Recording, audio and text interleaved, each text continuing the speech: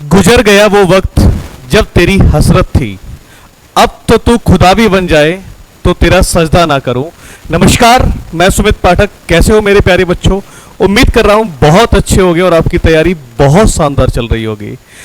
आज का जो वीडियो है हमारा वो एएलपी वाले बच्चों के लिए है। बच्चों का बहुत सारे सवाल थे कि सर एएलपी का रिजल्ट कब आएगा, साइको का पेपर कब होगा और साइको के पेपर और रिजल्ट के बीच में मुझे कितना टाइम मिलेगा, उसके बाद फाइनल रिजल्ट कब आएगा।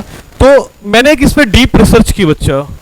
2018 का जो एएलपी निकला था, 19 का मैं पेपर हुआ था, 19 में इसका फाइनल रिजल्ट आया था, उसके बिहाफ पे हमने एक एक्सपेक्टेड, मैं फाइनल नहीं बोल रहा हूँ क्योंकि हाल में ही मैं कंट्रोवर्सी का शिकार रहा हूँ। बहुत सारे बच्चों ने, है ना, प्यार दिया, है ना, मुझे प्यार लगता है सबका ठीक है। तो जो भी बात है वो मैंने 2018 के एएलपी से निकाल के निचोड़ निकाला है। वही मैंने हेडिंग डाली है कि expected date on the basis of ALP 2018।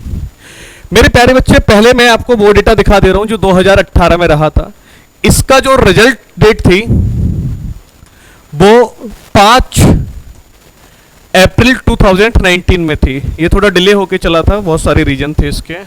मेरे प्यारे बच्चे, सीबीएटी यानी कि साइकोलॉजिकल टेस्ट होता है, साइको का जो टेस्ट होता है बच्चों का, वो हमारा हुआ था 16/4/2019 में। आप खुद देख लो कितने दिनों का इसमें अंतर आ रहा है, मात्र और मात्र 11 डेज का फर्क है।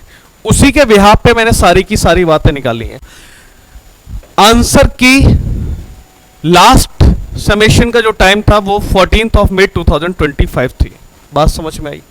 एक्सपेक्टेड रिजल्ट की जो डेट है वो मेरे प्यारे बच्चे 25 से 30 जून के बीच में 2025 को मैं कह रहा हूं यहां तक आ ही जाएगा रिजल्ट। इतना ज्यादा टाइम नहीं लेगा, सारी चीजें एक्टिव मोड पे हो रखी हैं बच्चे मेरे। एक्सपेक्टेड रिजल्ट के बाद सीधा सीधा बात कर रहा हूं, सीबीएटी जो साइकोलॉजिकल टेस्ट होना है वो 15 से 20 जुलाई के बीच में हो जाएगा। यानी कि मैं आपको बोल के चलूं 15 दिन तो देगा ही देगा कम से कम। उस टाइम भले ही कम दिए थे लेकिन इस टाइम 15 दिन दे के चलेगा। और 15 से 20 बच्चे ज़्यादा नहीं होते हैं, वैकेंसी का सिर्फ 8 गुना बच्चे बुलाते हैं। अगर वो भी नहीं मिले, क्योंकि इसमें क्या होता है, जो मेंस का पेपर होता है मेरे प्यारे बच्चे, उसमें 2 चीज़ें होती हैं, पार्ट ए और पार्ट बी। पार्ट ए जो होता है वो नॉन टेक तरीके का होता है, इसमें सब कुछ आता है तुम्हारा, ठीक है, मैथ, रीजनिंग, तुम्हारा जीएस पोर्शन।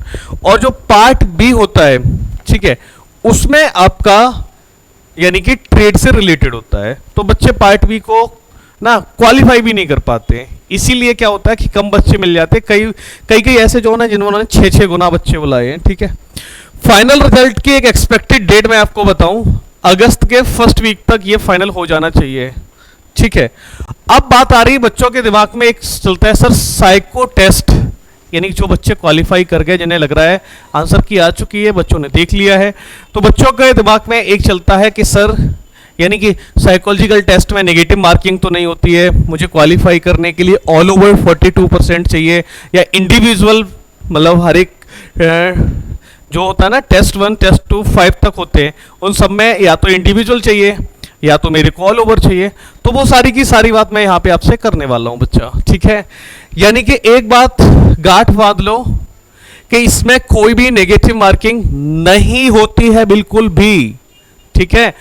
आप सारे के सारे टिक करिए, ठीक है। इसमें बेटर का चयन किया जाता है और पास होने के लिए प्रत्येक में 42% होना ही चाहिए, ऑल ओवर नहीं, ठीक है।